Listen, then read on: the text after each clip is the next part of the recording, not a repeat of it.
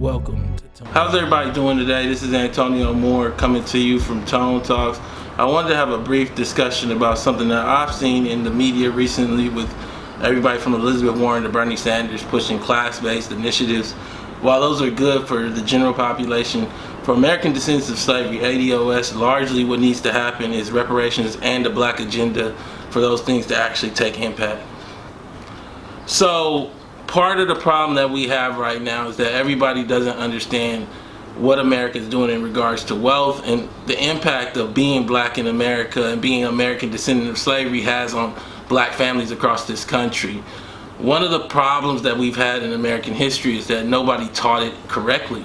Nobody explained why birthright citizenship derives its full root out of the American slave, and how now, as a result, it helps a lot of groups with class-based initiatives in terms of just coming here and getting full access to those rights if you're born here.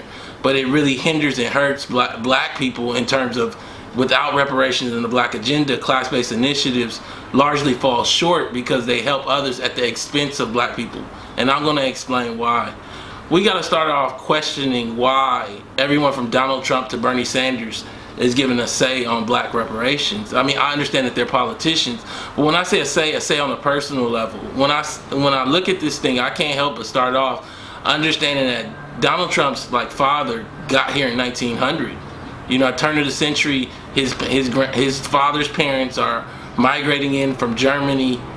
My family been here since 1600, late 1600s. I don't understand how you cannot be part of American history in regard to slavery and have so much say on whether we get repaired and reparations. I wouldn't do that in any other land. I wouldn't do it in Germany. I wouldn't do it in Israel. We see the same thing going on with Bernie Sanders. Bernie Sanders' parents, as I understand it, got here in the 30s. I don't see how you get the right to tell African Americans, American descendants of slavery, whose families were cheated largely of wealth that would make them fully American, that they don't get cash payments. You don't have that right. And I want to explain to black folks today, to white folks as well, that you don't get to tell us whether we want reparations. You don't get to tell us whether we get a black agenda. Fundamentally, what has happened is over the last 50 years in particular, black American politics have taken the position as though we already were made whole, and we were not. In addition, what we see is that we've never had the kind of economic push that we're seeing from ADOS, largely possibly in American history. The closest we saw is after slavery, the demands for 40 acres and a mule, but it largely was localized because there was no internet and there was no black population base as educated as we are today. But we here now, and we demanding our due. I'm saying to you that ADOS, American Descendants of Slavery, is not here to deal with xenophobic agendas or whether Trump is racist at the border. What we're here to deal with is whether a black agenda is on the table, and we're demanding that because it's what's due to us. I fundamentally look at this thing and I look at it through data. We look at wealth calcification and we see that the bottom 90% has the same amount of wealth as we see that the bottom 90% has the same amount of wealth as the top 0.1%. We have not seen that since the Depression. We have not seen that since the Depression. What happens in that moment, and I need particularly black folks to understand this, middle class Americans should know this as well, but particularly black folks, because our race is largely in the bottom half of the bottom 90. You guys are talking about 5-year plans and retirement and all kind of college plans. What happens in this kind of moment when wealth calcifies, when the bottom 90 largely is wealthless, is you don't get stability. You live a survival level of life. The way that shows up is that you don't get asset accumulation. All of the things that you're talking about are under a presumption of a different America. An America where you are in the top 10 to 15% of America, and I'll talk about it in a second, you're just not. This is not the same place where in 1980, the bottom 90% was taking home nearly 40% of America's familial wealth, and the top 0.1 only had 7%. 7%. We're in a place where through policy, through a number of business decisions, the top 0.1 and the bottom 90 have the same amount. The way that shows up for black folks is that you don't get to have stability. Individually, you guys are dealing with this thing by just talking about 5-year plans without looking at the reality of the environment around your 5-year plan. And I don't want to talk about it today. I'm telling y'all that Elizabeth Warren's plan that came out today for college, talking about $640 billion to fix the college debt problem, it works really well after they give us our reparations. It works really well after they do a black agenda focused on black communities, as can be found on ADOS101.com. So the Elizabeth Warren plan essentially works well for those people that went to college. You know, it helps me somewhat, hopefully. But in the end, who it really helps is white folks who have equity in their homes to basically not have to tap that equity as much so that their kids can go to college. You got to realize above the age, I think, of 25, only 22% of black folks have went to college versus 35% of white folks. So there's already a wealth transfer there to white folks inside of her plan. But in addition, what you see right now is that white folks are having to tap into the equity of their home for their kids to go to college, whereas black folks just don't have that equity. Some people would say, well, doesn't it help black folks because they just don't have the money to send their kids to college? Well, it doesn't help us as much as white America, because white America now gets to keep the equity that's in their home. Come on, let's talk about it. Let's be clear about it. When I think about the whole dynamic, if you give us the wealth transfer that comes through a black agenda and reparations, we can fix ourselves. In addition, this drastically impacts those black professionals that have several $100,000 in debt and likely break $100,000 in income when you take in their gross. But in actuality, less debt, they really are struggling. So what do I mean? We got our black lawyers and black doctors. What does $50,000 do if you have $150,000, $170,000 in debt? In addition, if you make $115 or $150 or $170 because you picked up all of this debt, you don't get any forgiveness. Just give us our black agenda and our reparations, and we don't have to talk about this. What I'm saying to you fundamentally is that this is much more of a help to white folks. White folks that have their kids come live with them after they leave college and make less than $100,000 on purpose so that they can get that loan forgiven so they don't have to tap the equity in their home. See, we got to talk about a multi-trillion-dollar debt to black folks, to ADOS folks, before we talk about anything else. This is why. The consistent concern in the way the programs are sculptured is to help people that are not American descendants of slavery first, so that we get shut out more than anyone else. See, we got to understand this thing in context of metrics. That's all I want to talk about.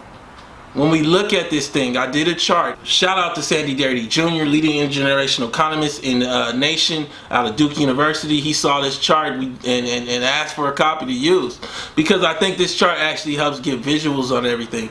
You got to look at America across metrics, because you know that the middle black family is only worth $1,700 without depreciating assets, but you also know you only have a few 100,000 black families that break $1 million. So understand at the same time, you have almost 15 million white families to break $1 million. What you have to understand as a result is that certain dreams goes with certain status in America, certain wealth levels that put you in a certain percentile of America. So when we look at America, we can't help but look at it across the metrics of ultra elite, elite, good, and average. Ultra elite is above $6 million for my metric. What you see is that almost 1.5 million white families break this metric. $6 million. We come down to $1.2 million, almost 13 to 15 million white families break this amount.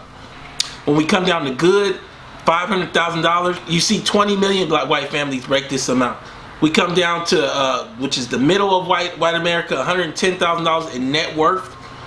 You see that essentially almost half, or 42 million white homes of the 83 million, 84 million break this amount. One of the reasons I wanted to come with a short video is to reiterate and show you guys that when you start putting black families inside of this national metric of wealth, you get a clear visual that black folks largely are wealthless across this country, bar few. Across this nation, depending on how you count a family, there's about 20 million black families. When you're talking about wealth data, what you want to see at least 5% of a group inside of any given category to say that they have just a few. 5% is 1 million families. Across these different strata, we don't have 1 million black families in America in any of these categories. In the ultra elite group, we might have a few thousand black families. Few thousand. Understand, I said 1.5 million white families are in the ultra elite group. In the elite group, we have 340,000 black families. That's it, above $1.2 million. Largely boomers with middle-aged children. Working age, we largely have none. I don't care how much they show you the little basketball players on TV. Understand that when we start looking at $500,000, which for white folks, 20 million families, that's their college-going group. You only have, because we know only 5% of black families have more than $350,000, 3% or so, almost entirely boomers, with, again, middle-aged children. Even when you come down to $100,000, we know that at the $100,000 metric, there might be 20 to 25% of black people above that amount. That's it, 20 to 25% of black families. Understand that the few working age black families that are in that group, which is between the ages of 53, 54, and 26, 25, are largely boomer hooked. There's no independent wealth. So the black families that even have just the average amount of wealth are getting it through their boomer parents. Tied up, living at home with the boomer parents, saving enough for the house. This is what happens when wealth calcifies. This is what happens when you have slavery, a group that was chattel slaves in the country, shut them out of wealth and then try to give wealth to everybody. This is what you have when you deal with giving policy to the rich and not to the poor, and you created a group that was enslaved, so they've been locked into poverty the entire time they've been here in America. I think fundamentally, in many ways, black America has suffered the most in America, and through that suffering has created an idea that coalitions work for us in the same way they work for everybody else. The problem is that coalitions are undermined by the very history of America. See, we've been here too long and oppressed too long to have a coalition with people that just got here, whether it be in 1980 with black immigrants or more recently with immigrants from Asia or Latin America. The problem that we have right now is that black American descendants of slavery need specific agendas that repair and fix a debt. See, reparations is called reparations because it's about repairing the debt. There's a whole debate that went on between famed economists Dark Hamilton and Sandy Darity about whether we look at the mean or the median. See, the mean white person, the average white family, is worth $1 million. $1 million. The median white family, which is much more reasonable of a metric, is worth $110,000. But the reason why you want to use the mean in this particular instance is you can't really tell whether black people are in elite, ultra elite, and good levels unless you look at the mean. You need to have black people have a new mean, for a new average for those 20 million families where they also have an average wealth level of $1 million. That would mean that black people now have people in production classes making oranges and oil, doing media, where we own the channels and also the cable lines. Right now, America has created a false narrative. None of these quick fixes, these sprinkles on top, work for us. They work really well for the middle white family, but they don't work for black folks. I'm telling you today that we don't have a wealth class in America, black folks. I'm telling you today that everyone who gets on the internet and says, well, that's just your ancestors, tell them to get their inheritance back. Because that's nothing more than their ancestors. I see a fundamental problem in how America has resolved this issue of race, and no one else suffers or lives it like us, like black folks, like American descendants of slavery. I just wanted to come to you today and tell y'all and give you a narrative on the reality of wealth in America and tell y'all that truth like no one else can. This is Tone Talks. I wanted to come to you real briefly. Go to tonetalks.org to subscribe and donate. Share this video. Let's get the discussion going, because we can't allow things to be shifted and moved around where we get left out yet again.